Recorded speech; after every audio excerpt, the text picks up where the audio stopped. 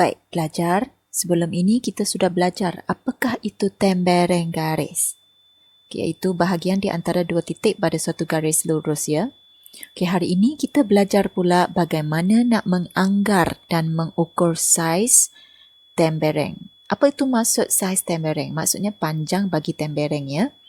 Apakah itu menganggar? Menganggar tu maksudnya agak-agak. Kita tak nak nilai yang sebenar, tapi nilai yang agak-agak ya. So kenapa kita perlu belajar menganggar panjang? Tahu tak macam mana orang zaman dulu mengukur? Masa tu pembaris belum dicipta lagi tahu. So mereka akan guna apa yang ada.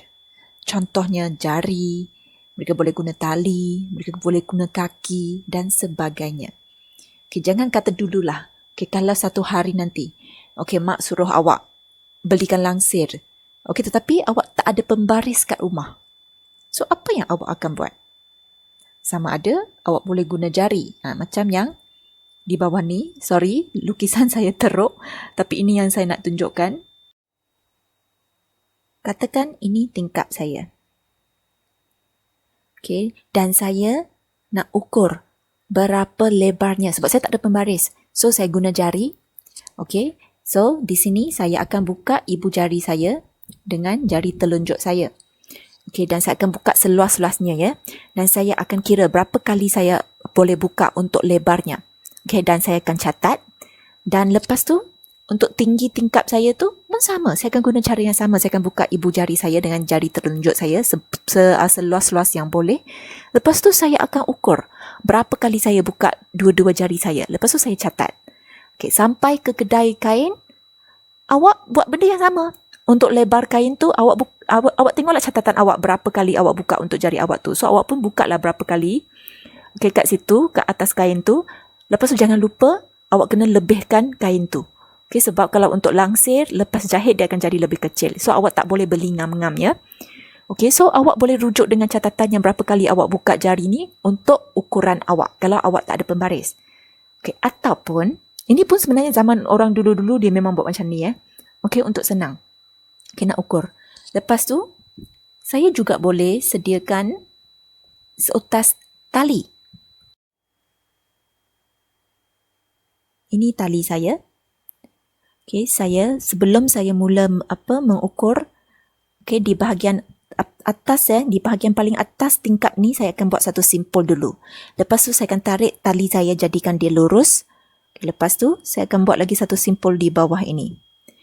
So di antara simpul dengan simpul ini adalah tinggi bagi tingkap saya. Ini adalah ukuran saya untuk tinggi. Nanti awak ambil lagi satu tali. Awak buat satu simpul dulu. Lepas tu awak letak di bahagian kanan tingkap. Awak tarik. Jadikan dia lurus sampai ke bahagian kiri. Lepas tu awak buat satu lagi simpul di sini. So ini adalah lebar untuk tingkap awak. Ini adalah ukuran lebar. So, awak boleh bawa lah dua utas tali ini. Pergilah kedai kain. Kata awak nak bagi tahu mereka awak nak buat langsir. So, nak tinggi yang antara simpul sampai simpul ini sampai simpul ini untuk tingginya. Dan simpul ini sampai simpul ini untuk lebarnya. So, nanti mereka akan dapatkan ukuran tu. Kalau awak tak ada pembaris lah. So, dua cara ini sebenarnya boleh digunakan dalam kehidupan harian kita kalau kita tak ada pembaris sebenarnya. Dan sebenarnya perasan tak awak semua ni? Untuk tali ini dia ada dua simpul. Satu simpul di sebelah kiri dan satu simpul di sebelah kanan.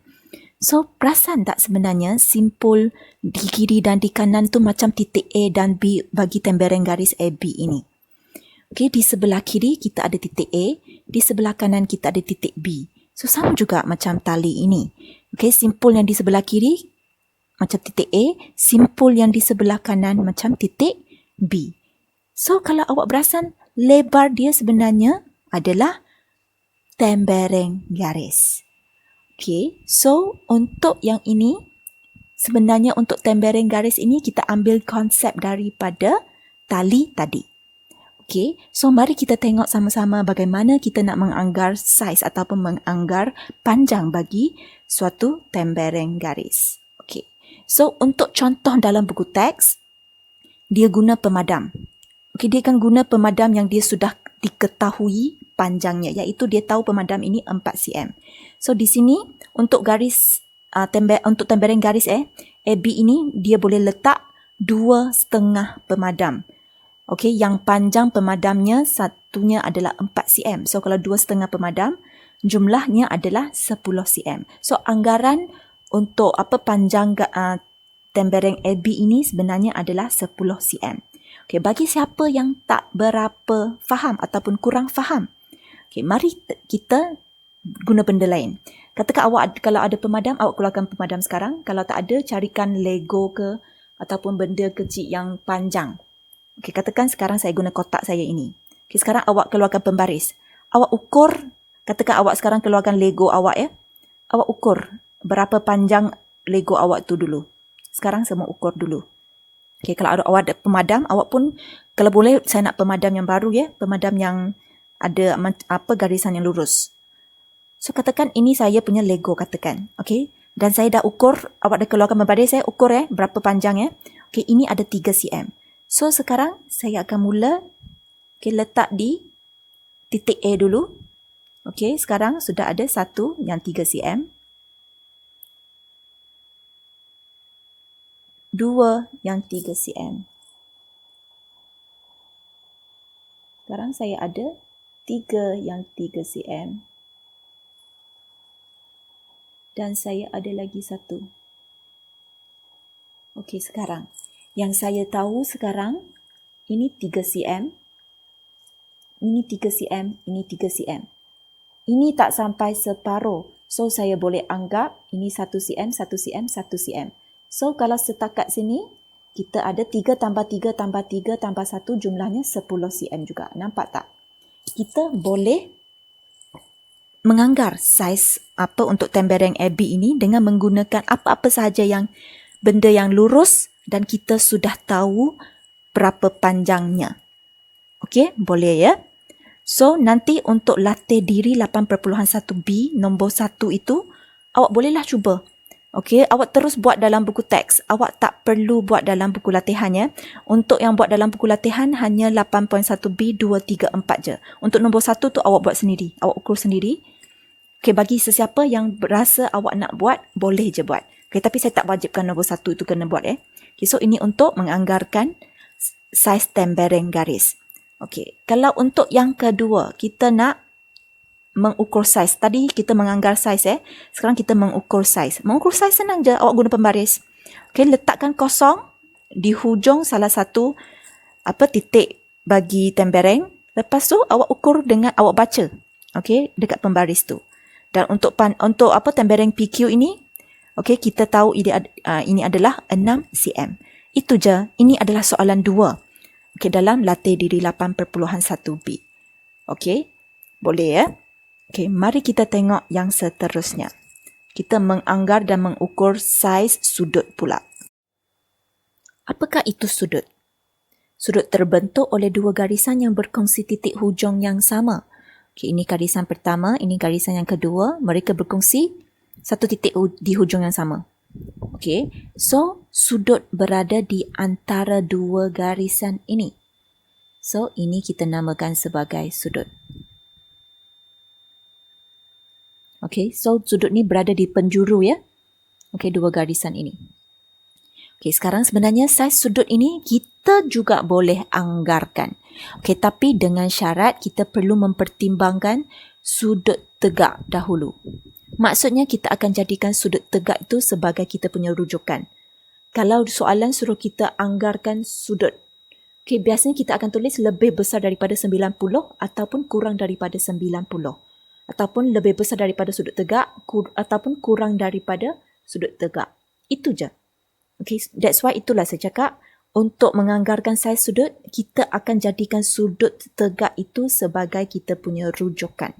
Okay, so sudut tegak itu 90 darjah. Okay, mari kita tengok yang pertama dulu ya. Okay, kita tengok gambar yang pertama dulu. Okey, di sini kita boleh nampak sudut tegak adalah 90 darjah.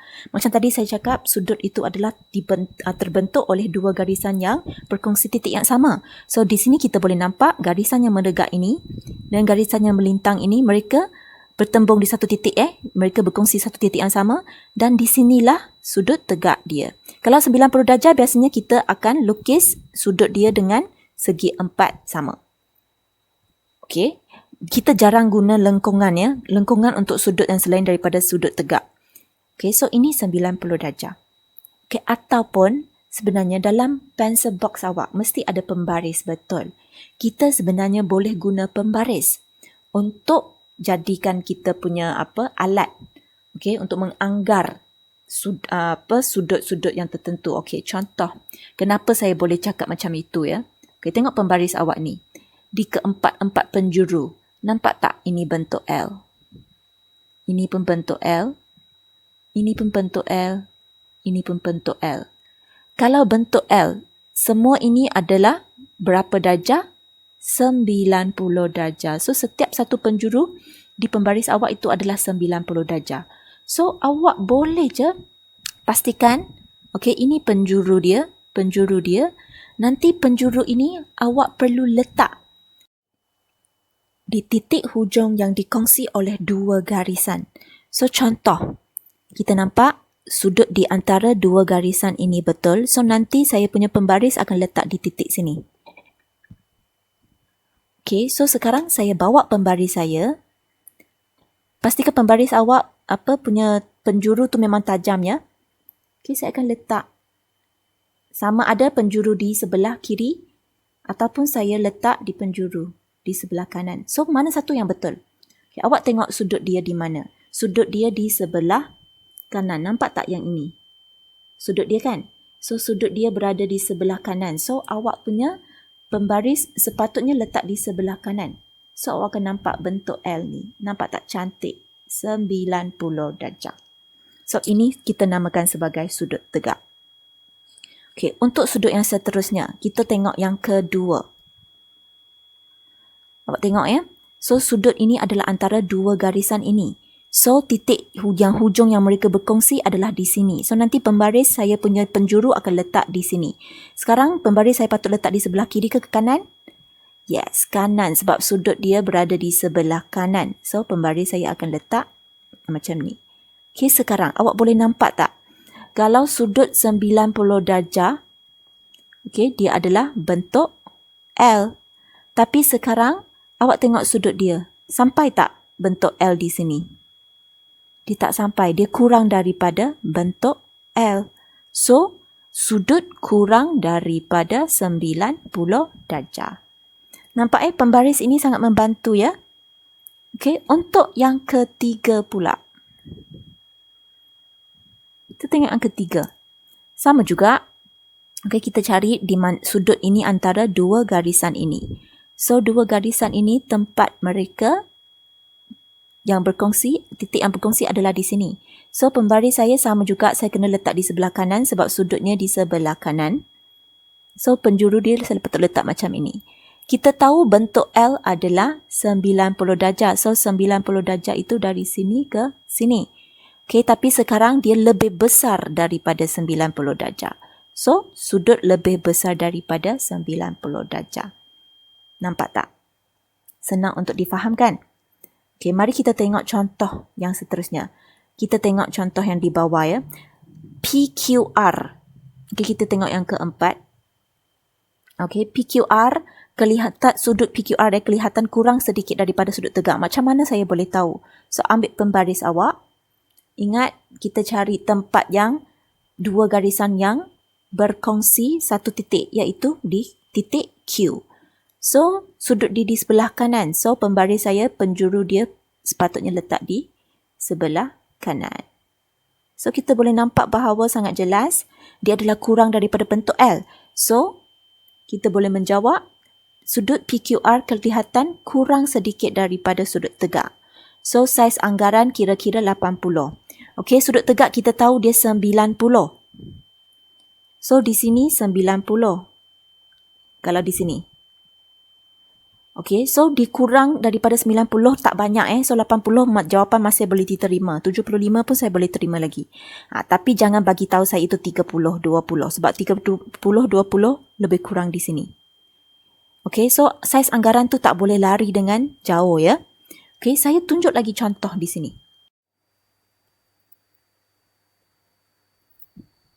Okey, ini garisan saya yang pertama. Lepas tu ini garisan saya yang kedua.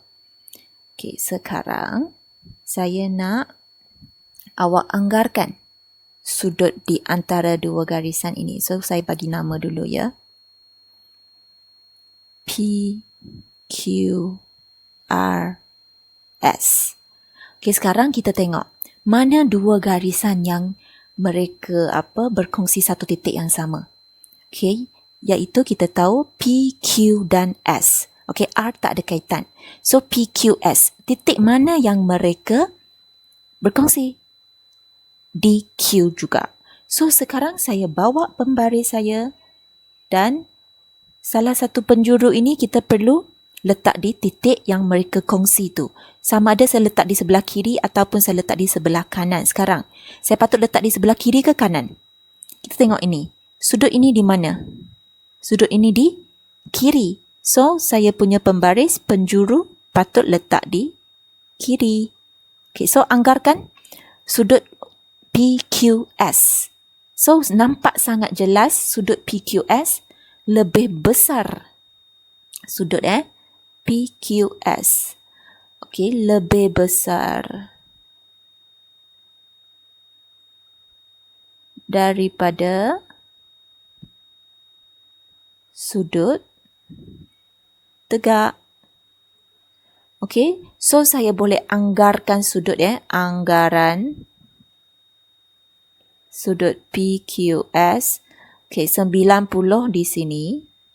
Ini 90. So, di lebih daripada 90 lebih kurang. Okey, saya boleh tulis 120. Okey, jawapannya 120 hingga 130 saya boleh terima. Okey, so anggaran ni tak semestinya kena tepat. Okey, dia agak-agak tapi tak boleh lari jauh sangat. Okey, so dah boleh faham ya macam mana kita nak menganggar saiz sudut. Okey, mari kita tengok bagaimana kita nak mengukur sudut pula.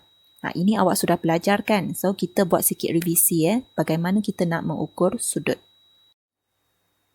Okey, untuk ukur saiz sudut, saya rasa semua sudah tahu. Okey, kita buat sikit revisi ya. Okey, ini adalah awak punya jangka sudut. Okey, awak perasan kan ada satu garis lurus. Okey, di mana di situ kita akan nampak ada bacaan. Okey, yang di sebelah sini kosong di dalam. Lepas tu 180 di luar. Di sebelah kiri pula 180 di dalam. Kosong di luar. Okey, so untuk di sini kita nampak kat tengah-tengah. Ini sudut 90 darjah.